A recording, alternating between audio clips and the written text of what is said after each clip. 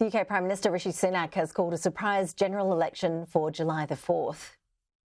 Earlier today, I spoke with His Majesty the King to request the dissolution of Parliament. The King has granted this request, and we will have a general election on the 4th of July. The Prime Minister says King Charles has agreed to formally dissolve Parliament despite an election not needing to be held until late January. The 44-year-old's party has been trailing in the polls since 2022, but hopes UK's improving economy and declining inflation will be enough to get him re-elected. These uncertain times call for a clear plan and bold action to chart a course to a secure future. You must choose in this election who has that plan, who is prepared to take the bold action necessary to secure a better future for our country and our children. The Labor leader, Keir Starmer, says the election is about change and stopping the chaos. He says he will return to the country to the service of working people if elected. Over the course of the last 4 years, we've changed the Labour Party, returned it once more to the service of working people. All we ask now, humbly, is to do exactly the same for our country and return Britain to the service of working people. And joining us with more analysis live now is Professor Tim Harcourt from the University of Technology, Sydney. Tim, good to see you. Always appreciate your time. Why now? What do you think is behind the timing here? I think there was a view, Ash, that things weren't going to get better for the Conservative Prime Minister. So he was urged by his deputy to go now when they got good inflation news and go now before the long summer holidays, rather than leaving it to autumn, which had been what the pundits expect him to do. He decided this is as good as it gets. Well, as we know, Tim, more often than not, it is that line, it's the economy, stupid, that really rings true in election campaigns. Do you think that is the case here? Well, he did get some good news on the inflation front, although it's not clear that the Bank of England's going to cut rates just yet. And if they did, it was sort of too late for their election fortunes.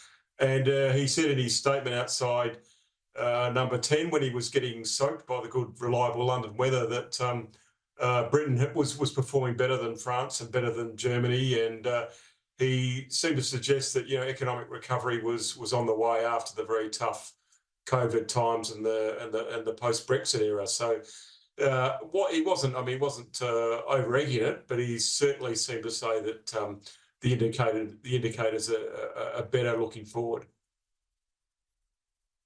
And Tim, when we talk about Brexit, how has it impacted the economy? Has it stalled the UK's recovery? Where's it landed the economy?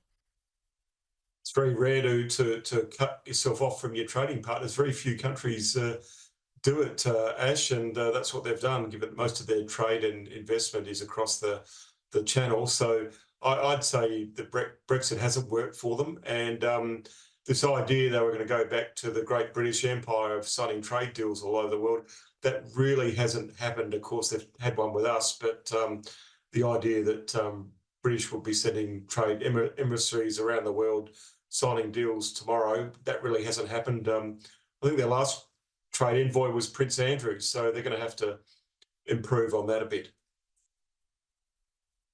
I mentioned that Rishi Sunak and his party have been behind in the polls for a while now, after 14 years in office. Well, it's a long time, isn't it? How strong do you think that its time factor will be? Well, I guess that's what the Labor Party is going to go strongly on. It is true that the Tories have been in for 14 years, since 2010, but Rishi Sunak himself is quite a new Prime Minister. He's only had a couple of years. He's quite young, so he could certainly talk about his government as being quite new, as opposed to his predecessors, from Boris Johnson, Liz Truss, Theresa May, of course, and Lord Cameron before that. So I guess if he focused on him being a new Prime Minister rather than the actual Tories, that might be his best bet. But you can bet your bottom dollar or pound sterling that the Labor Party will go for the its time factor as much as they can. Well, the Labor Party's had its own problems over the years. Tell us a bit about Sir Keir Starmer, the opposition leader. Does his party seem to have it together? Are they well placed to govern? Well, Sir Keir Starmer, it's very unusual for a Labor Party person to be a knight, and he'd be a knight if he became Prime Minister before he got there. So that would be it'd be a historical first. He's a very centrist guy. He was a prosecutor, and in his speech when the election was announced, he made it really, really clear that he was, tough on crime and the causes of crime. To quote Tony Blair, that he'd served the country as a prosecutor and working in Northern Ireland, and he was late to politics. So I think he's trying to show that he's a moderate centrist type of leader and be a moderate centrist Prime Minister.